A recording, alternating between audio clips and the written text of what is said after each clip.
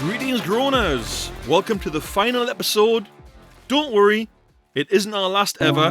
Had you go in there a little bit. It's just the last one of 2023 as we move into 2024 to begin a new year of groany goodness. The new year will return old favourites and new ideas and new games. I've already promised myself a New Year's resolution to get a new phone to enable different apps. We are moving away from WhatsApp as that phone broke and I disagree with something they do. Keep listening in future for different developments and updates on that. For those interested, some way, somehow, we'll be moving the podcast over to YouTube, but of course, the podcast stays in its usual home of Podbean and the usual other places. Unfortunately, getting the podcast on Apple did not work out this year, so we won't be available there, but only for now. I'll keep working on it to see what we can come up with for that. As we go from one year to the next, I'm going to include a random section. Some of you already contacted the show, and you'll see it later in the show. I'm probably going to say this again later in the show, but do bear with me. Now, starting off, I'll take the floor with my groans. Falling asleep before the new year chimes. I've done this before and felt gutted. I missed raising the glass with friends and family.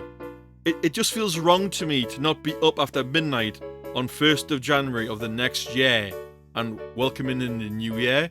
Does anybody else feel like that? Rubbish TV. I don't know what it is about TV channels at the run up to New Year's Eve, to New Year's Day, but they run absolute tripe and sometimes don't even bother to show the new year coming in. I think on one day we just had Big Ben chiming and then it moved off. No celebrations, no fireworks, nothing. It was just Big Ben. Now and again, you'll find a banging TV show that has decent musical guests, but most of all, it is utter rubbish. And lastly here, drunks at New Year's Eve, New Year's Day.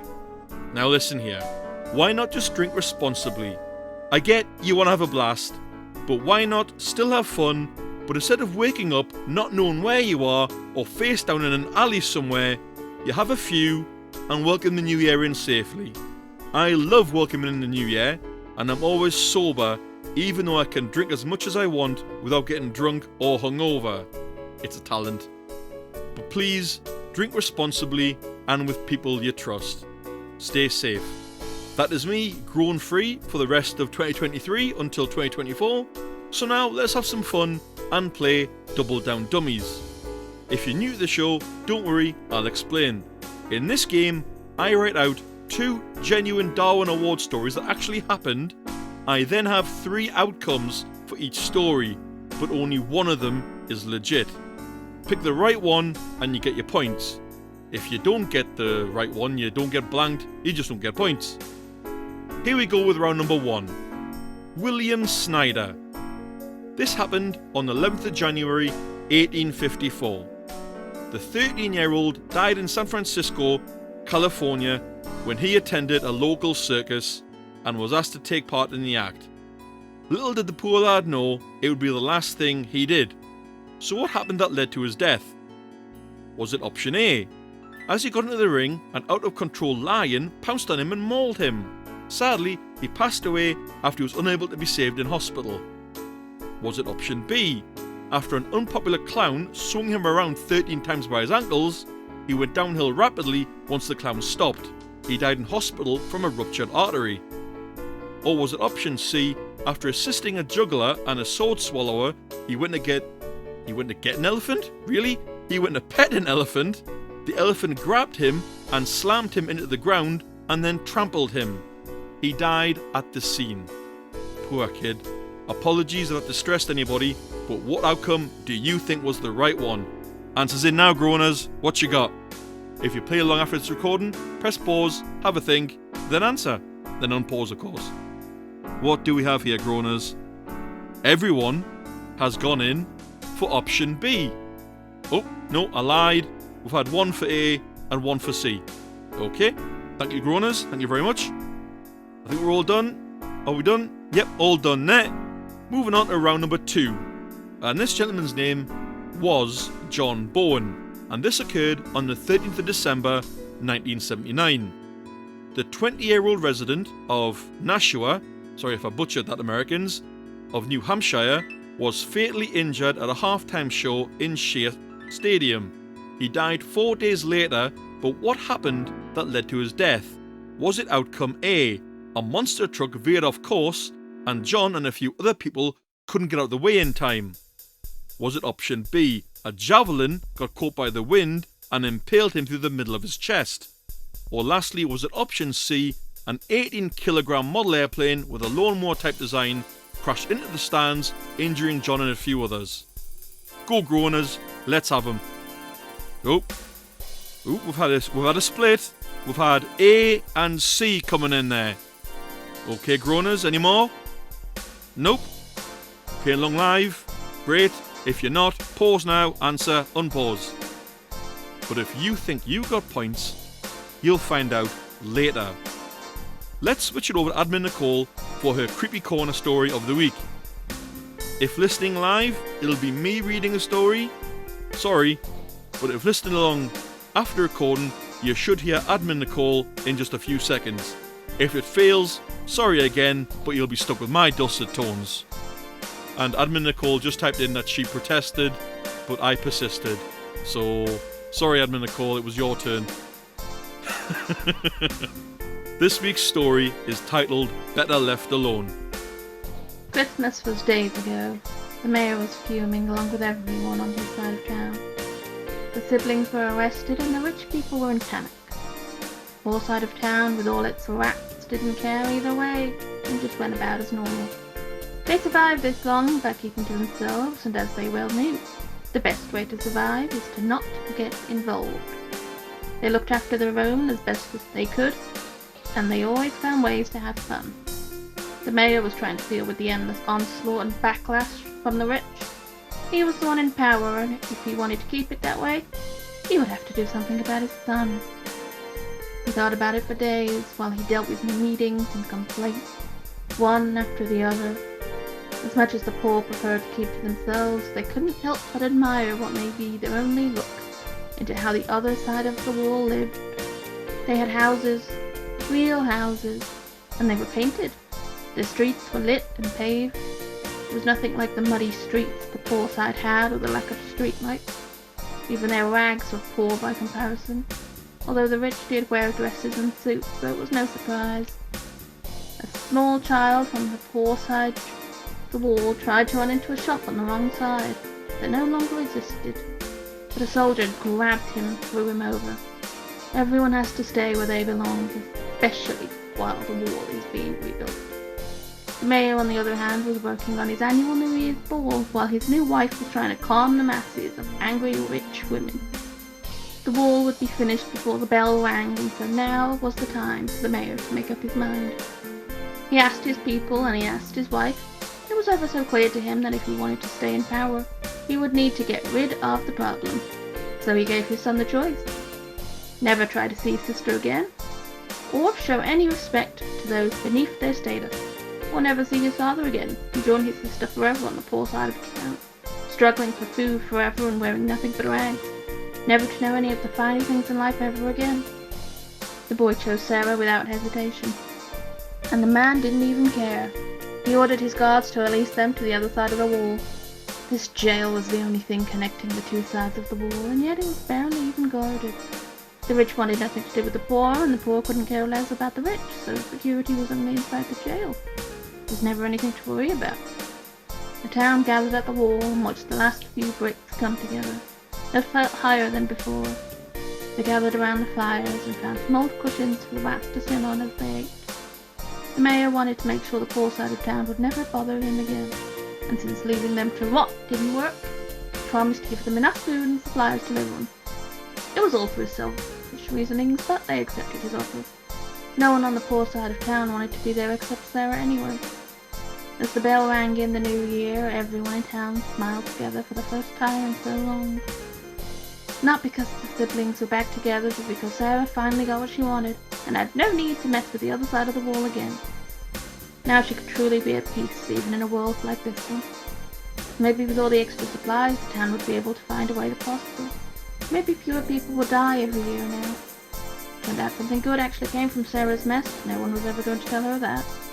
No one in town was in a rush to use what the mayor gave them, though. They weren't after a better life, after all. They had each other, and that was worth more than anything the mayor could have offered them. Nicole, nicely done again. Keep them coming in 2024. And if you're hearing her read this, again, I'm just going to say this will probably get cut out if it doesn't work. Well read, Nicole. Well read. Now we move on to something a little bit different. A little section I call Rubbish Resolutions. This little one-off segment is dedicated to New Year's resolutions that are either absurd or no one keeps and replaces "oh, unlucky" until next week for our first 2024 show. Now, here we go. Anyone I have heard verbally say, "New Year, new me," no one I know has ever stuck to this one. If you pulled this off ever, go you, and well done. Mine, I always vow to eat healthier every year, but this just ends up being forgotten as my waistline grows over the year, as does my clothing size. Sarah B of Oslo emailed in to say, "I don't make any resolutions as all I do is break them." But this also came in verbally from some people I spoke to verbally. Brief section there, but thanks to all for the input. It's now time for the audience groan. Yes, I've had my New Year groans, so it's only fair that one of you gets a turn, dear groaners. Don't forget, you can send in your "oh, unlucky" stories, your hero or zero of the week nominations, and of course, your groans and your feedback. Drop us a line on one of the following. You can fire us an email to thegroanzonepod@gmail.com. You can Discord us into the Groan Zone Podcast. You can join us on Facebook groups at the Groan Zone Podcast. And lastly, you can find me, yes that's me, Mystery Groaner, on Facebook Messenger and drop me a line. The last audience groan of 2023 rolls in from Taxi Tony of Heworth in the northeast of England. And he says, "I love the snow when it falls out of the sky, but when it lands overnight and stuffs up the roads, it can sod off." Thanks for that, Tony. Amazing how we loved snow as a kid, but then hated it when we grow up. I got deja vu reading this one, so apologies if this has came up before. I got confused. Now we've all had a groan, we can move on to the last game of 2023. And it is, of course, the 5-point countdown. As we count down the last moments of 2023, here is ironically the final 5-point countdown of the year. Here we go. Clue number 5, worth 5 points. Without me, you couldn't welcome the new year in. Here we go again. Clue number 5, worth 5 points. Without me, you couldn't welcome the new year in. Go Groaners. Give me your answers. Okay, we've had someone say time there. Any other ones? Any? Someone said time, someone said midnight. Good guesses. Moving on. Clue number 4, worth 4 points. Even with no one about, I still advance. Clue one more time. Clue number 4, worth 4 points. Even with no one about, I still advance. What the Groaners are thinking was playing along live. Someone's tried to fit rocks in there. Gonna say well played, Admin Nicole, but no, not this time. Moving on. Clue number 3.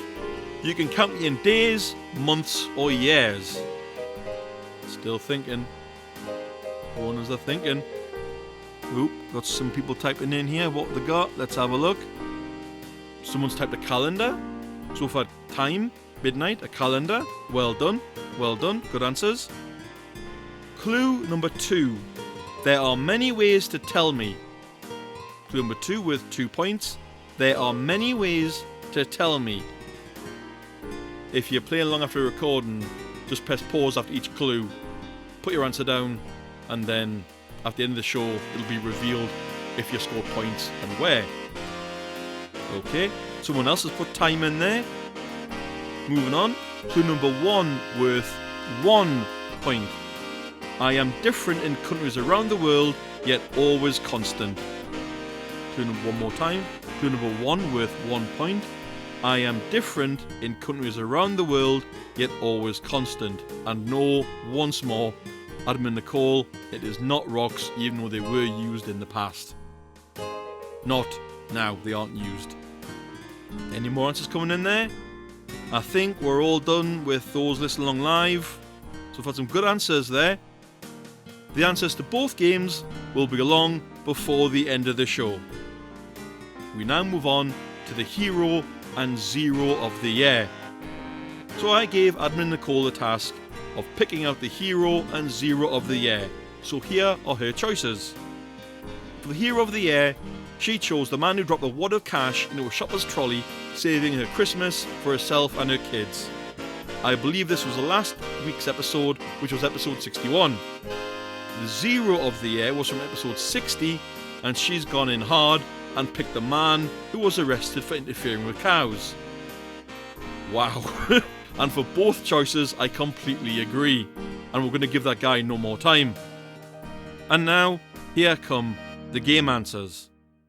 Yes, those who wrote time for the 5-point countdown, you were absolutely correct. I believe someone got it at clue number 2 or 1. And I believe Admin Nicole, she got it straight away, so she gains 5 points. If you got it at any point and got points, well done. If you didn't, not to worry. And someone just commented, I read about that guy about the cows and his girlfriend is still with him. If she's listening, leave him quickly! Right. Now, for the double down dummies answers, we'll give you a little story refresh and then we'll go to the correct outcome. Round 1, William Snyder. Occurred 11th of January 1854. The 13-year-old died in San Francisco, California, when he attended a local circus and was asked to take part in the act. Little did the poor lad know it was the last thing he did. So what happened led to his death? The correct outcome was outcome B. After an unpopular clown swung him around 13 times by his ankles, he went downhill rapidly. Once the clown stopped, he died in hospital from a ruptured artery. I hope that clown got done for manslaughter or something. They said the clown was a bit out there, but that's just wrong. You don't swing kids around by their ankles for like 13 times. How where? Even though this was in the 1800s. Round 2. John Bowen. Occurred 13th of December 1979. The 20-year-old resident of Nashua, New Hampshire, was fatally injured at a halftime show at Shea Stadium. He died 4 days later, but what happened that led to his death? The correct outcome was outcome C. An 18-kilogram model airplane with a lawnmower type design crashed into the stands, injuring John and a few others. If you scored points in either of the games, well done. If not, better luck next year. And with that being said, that takes us off the air until 2024.